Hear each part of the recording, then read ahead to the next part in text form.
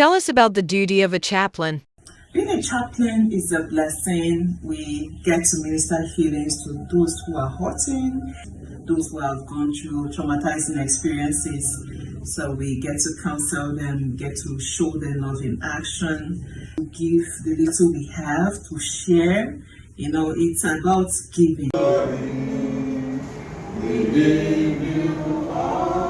It's about giving. It's about giving selflessly to humanity. So being a chaplain is a blessing, and I have no regret for being a chaplain. Where do you minister? Everywhere I go to, I do the work of a chaplain. I don't have to know you for me to be a blessing to you.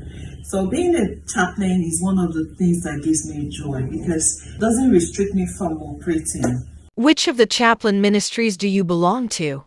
I'm a member of Nigerian Police Chaplaincy, right now chaplain ministry.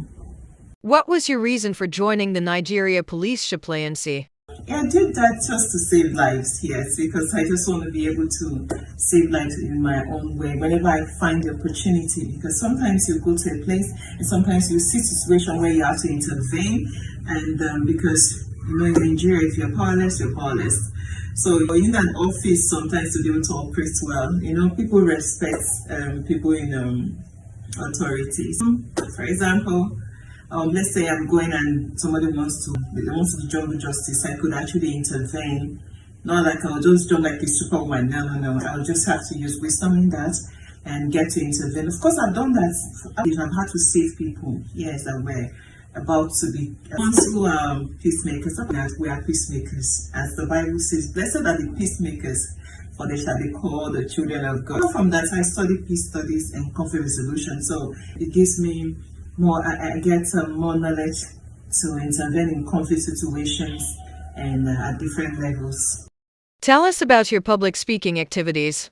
As a speaker, so far I have spoken with over 10,000 parents in public schools in Lagos State and outside Lagos. That happened when I was working with Speak Africa International as the Lagos State coordinator. So it was a good time working with them, and it really made me to see life in a different way. After my speaking engagement, I get to interact with parents, I get to interact with children, I get to counsel young people, to give sound counsel to people so that we don't mislead people. Counselor is something very interesting. It gives me joy when I see people smile in the end of my counseling session with them. So I would say that being a counselor, it's a blessing.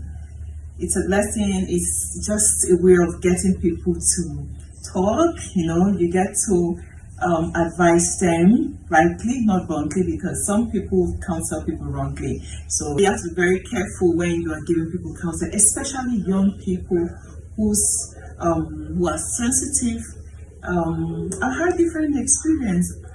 Tell us about your counseling experience. I've been counseling young people for like close to 15 years for free.